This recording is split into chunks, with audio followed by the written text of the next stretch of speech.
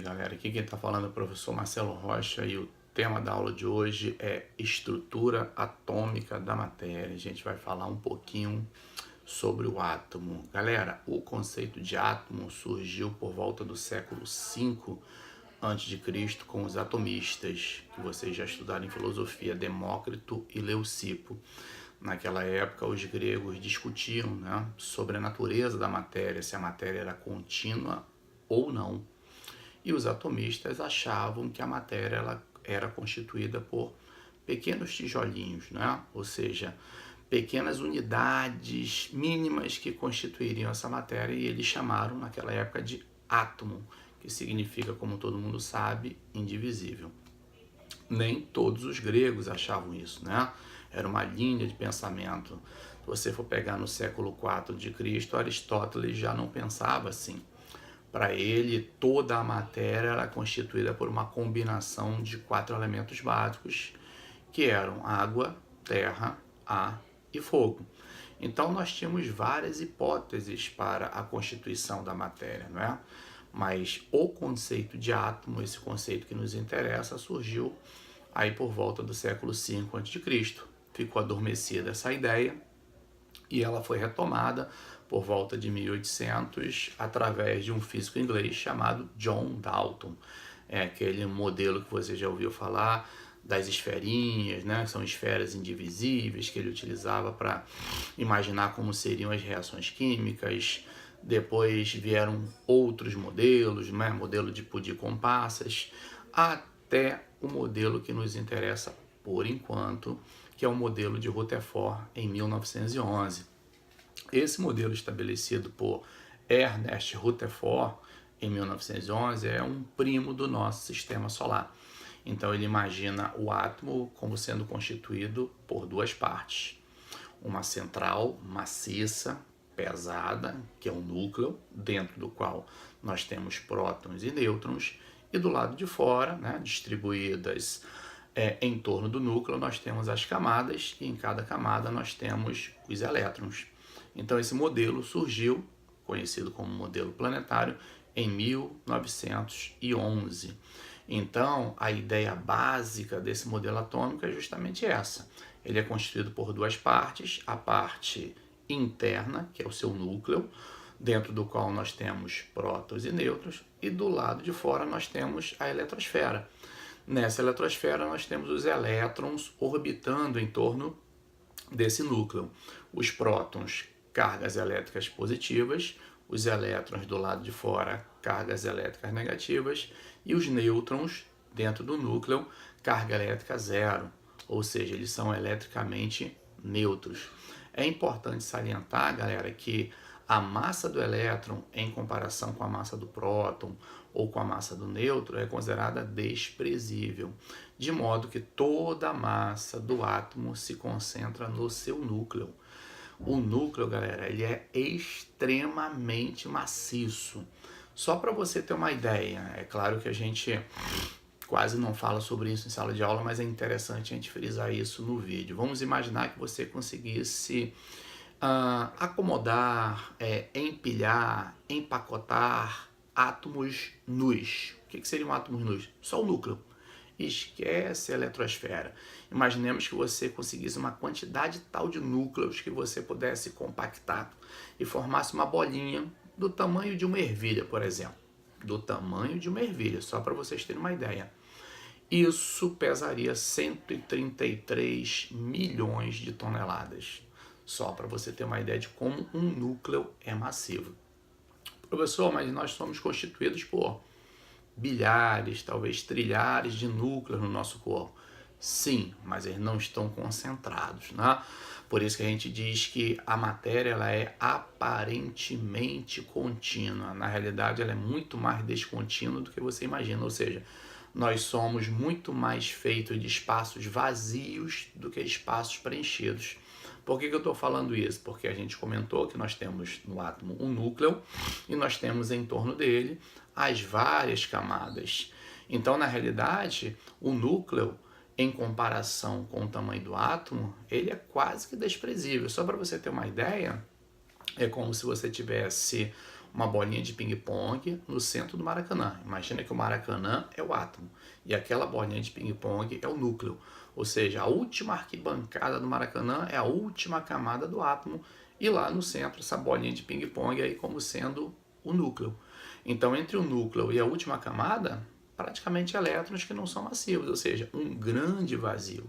Então, se o átomo é constituído por um grande vazio e nós somos constituídos por átomos, é claro que o nosso corpo é um grande vazio, só que ele aparenta uma certa materialidade.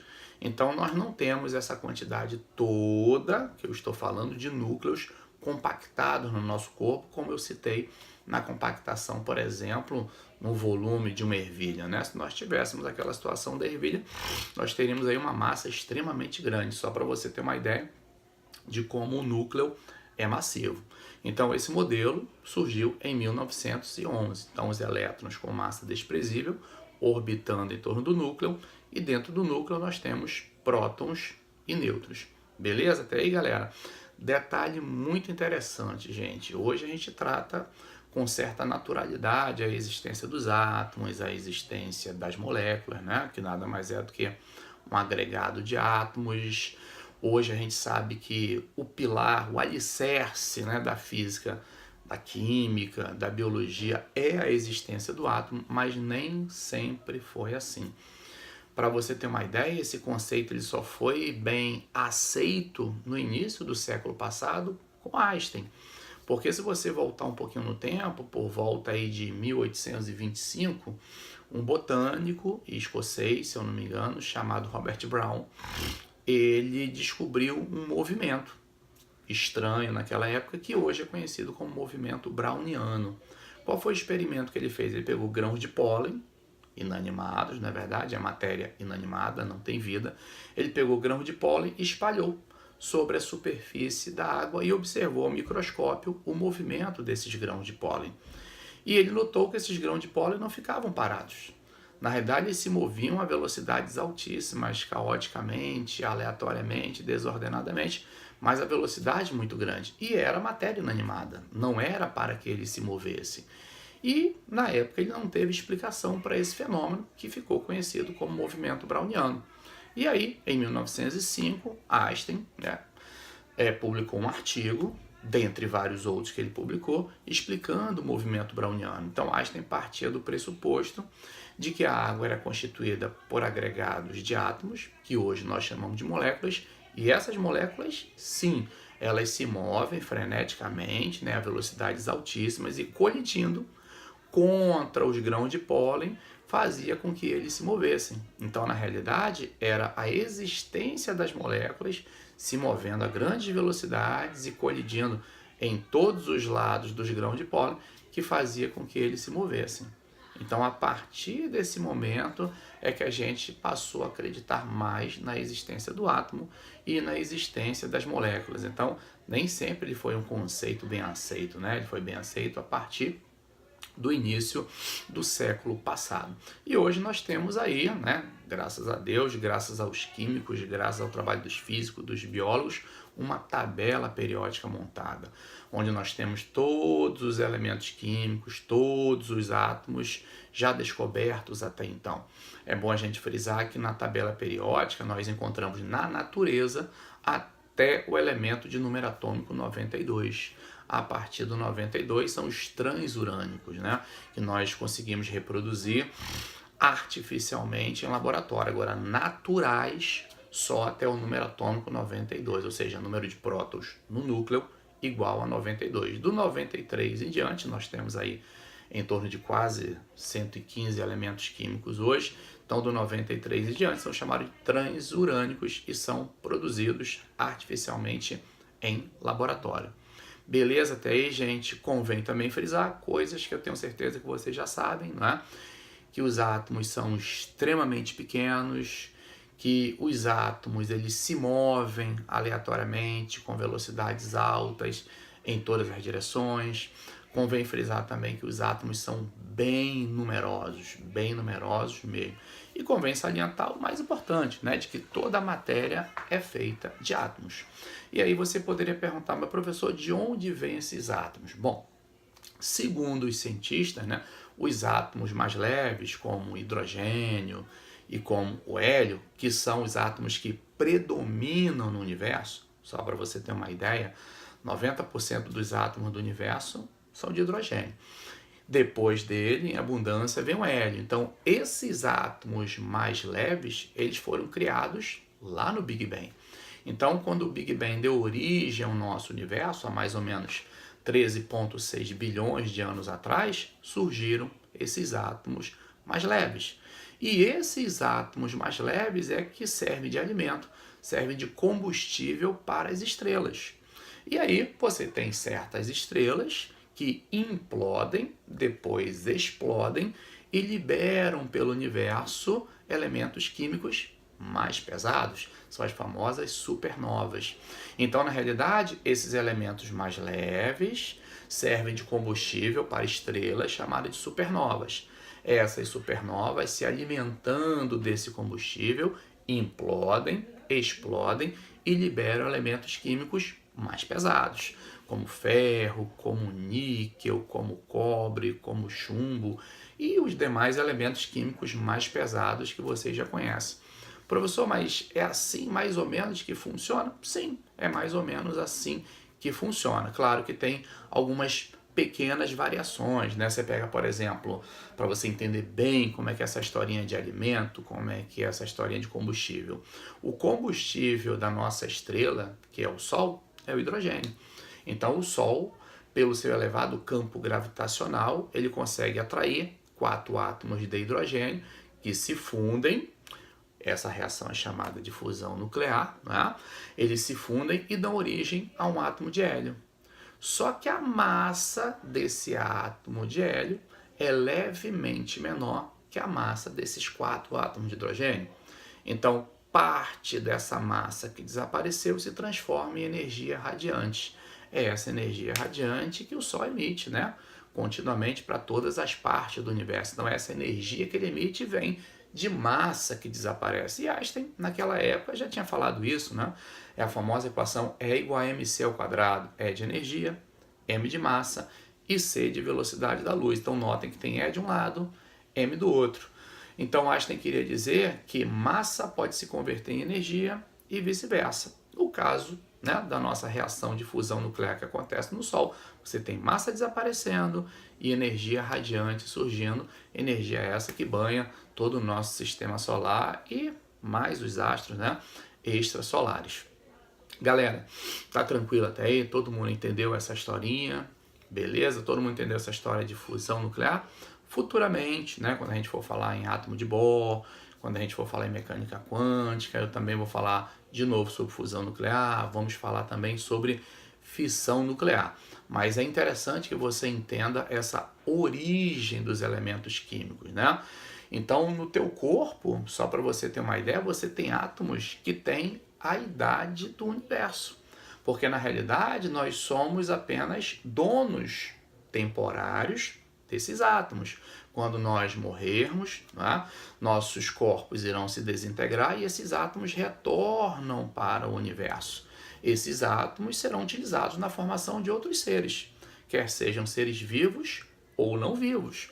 Então, uma criança que vier a nascer, uma pedra que vier a surgir, um vegetal que venha a florescer, todos esses seres se utilizam dos mesmos átomos que são reciclados desde o início do universo. É claro que nós temos átomos que são mais antigos, é claro que nós temos átomos que são mais novos, mas todos nós compartilhamos os mesmos átomos. Por isso que a gente diz que eles são recicláveis, né? A tua própria respiração, quando você inspira, quando você expira, todos nós respiramos.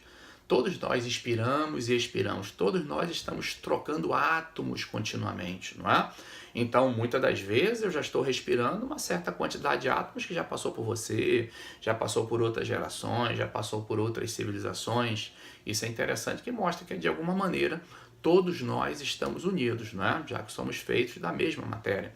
E se você for pegar dentro do átomo, é mais interessante, porque não existe diferença de um elétron para o outro, não existe diferença de um nêutron para o outro, não existe diferença de um próton para o outro. todos eles são indistinguíveis.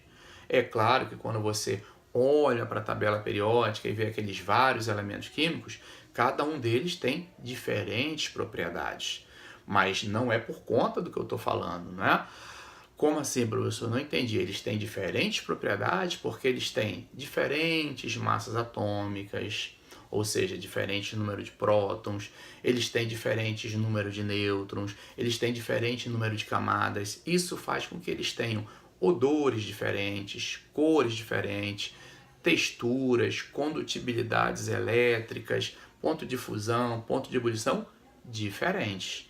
Mas se você quiser comparar o elétron de um elemento químico, por exemplo, o elétron do cálcio com o elétron do níquel, não tem diferença.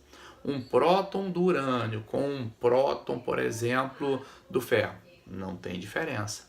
Um nêutron do carbono com um nêutron, por exemplo, do enxofre, não tem diferença. Agora, o átomo, que é um conjunto, né, dessas partículas que eu falei, aí sim eles têm a sua individualidade, que depende dessas características que eu citei.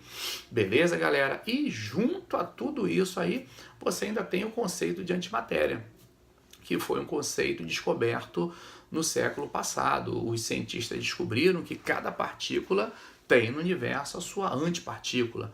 Então você tem um elétron negativo, mas você tem um elétron positivo. Ou seja, uma partícula com a mesma massa, mas carga contrária. Você tem o próton, que é positivo, e você tem um antipróton, que é negativo. Você tem um nêutron, você tem um antinêutron. Então eles descobriram, né, que no universo nós temos a antimatéria. É claro que para você descobrir a existência da antimatéria é dificílimo, né? Só através de resultados muito sutis de reações nucleares. Essas antipartículas que surgem são muito efêmeras, né? Elas surgem e desaparecem muito rapidamente. E aí você poderia até perguntar, professor, o que aconteceria se uma partícula de matéria encontrasse uma partícula de antimatéria? Elas se anulariam. Essa massa desapareceria e geraria flashes energéticos, ou seja, energia radiante. Então, se você tivesse, por exemplo, uma sonda ou uma nave espacial feita de matéria e você mandasse para a Lua e você soubesse que essa Lua é feita de antimatéria, claro que hoje sabemos que não é, mas suponhamos que a Lua fosse feita de antimatéria. Quando essa nave ou essa sonda pousasse, você ia ver um flash luminoso. Aquela nave desapareceria juntamente com a mesma massa da Lua. Então, por exemplo, se a nave ou o foguete tivesse 2 toneladas, essas 2 toneladas de matéria anulariam 2 toneladas de antimatéria da Lua, desapareceriam e você veria um flash radiante no espaço. Então, uma anularia a outra. Esse é o conceito de antimatéria. E como você sabe que isso não acontece, né? Uma nave pousa tranquilamente na Lua, um satélite, uma sonda, a gente sabe que a Lua não é feita de antimatéria, beleza? Professor, mas eu ouvi dizer que tem também um negócio chamado matéria escura. Sim, galera, na realidade, se você for pegar todo o universo, né, ou toda a parcela do universo que é hoje observável através de olho nu ou de instrumentos muito potentes, isso não passa de 5%. E os astrônomos já notaram que entre galáxias existe uma atração gravitacional muito intensa que não é justificada pela massa visível que nós temos hoje. Então elas se atraem com uma intensidade gigantesca e a massa presente hoje não justifica essa atração gravitacional. Então eles partem do pressuposto que existe um conceito que nós também não entendemos muito bem e nem eles o que seria, né? Esse conceito é o conceito de matéria escura. O máximo que a gente pode falar é que seria uma matéria exótica, né? Não constante da tabela periódica e muito provavelmente se nós estendêssemos essa tabela periódica para outros elementos, ela também não constaria dessa tabela periódica de tão exótica que ela é. Além disso tudo, ainda existe a energia escura, que é o seguinte, galera, como o universo está se expandindo, isso meio que vai contra a lei da atração gravitacional de Newton, porque massa atrai massa. Então, na realidade, como o nosso universo supostamente é massivo, tem uma quantidade de massa gigantesca dada por suas infinitas galáxias, essas massas se atraindo deveria fazer com que essa velocidade de expansão se reduzisse. E não é o que está acontecendo, pelo contrário. No século passado, a gente descobriu que essa velocidade está aumentando. Então, o universo está se expandindo com velocidades cada vez maiores, meio que violando essa lei da atração gravitacional. Então, os astrônomos pressupõem que exista permeando todo o universo essa energia invisível responsável por essa expansão, né, a velocidades altíssimas do nosso universo. Essa energia não é visível, assim como aquela matéria também, por isso chamada escura, não é visível. Então essa energia, como não é visível, a gente só sente seus efeitos, é ela que sustenta essa expansão, nós a chamamos também de energia escura. Não sabemos também qual é a natureza dessa energia escura, mas nós sabemos que matéria escura mais energia escura são responsáveis por mais de 95% da matéria, vamos dizer assim, que constitui o nosso universo. Menos que 5% é matéria visível.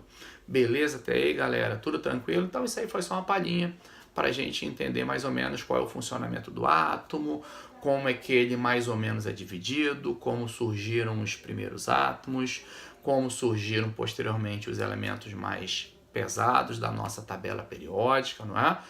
Para nós também entendermos que as partículas subatômicas são indistintas, não é? Não existem elétrons diferentes entre si, prótons diferentes entre si. E o conceitozinho básico, depois a gente vai aprofundar de antimatéria, matéria escura e energia escura. Beleza até aí, gente? Espero que tenham entendido. Numa próxima aula a gente vai falar de assunto também muito importante. A gente vai falar sobre líquidos. Então a gente vai falar sobre hidrostática, princípio de Pascal, princípio de Steven, princípio de Arquimedes, vamos falar de empuxo, tensão superficial, capilaridade e outros fenômenos interessantes, tá bom? Aguardo você na próxima aula, fique com Deus, beijo no coração e fui!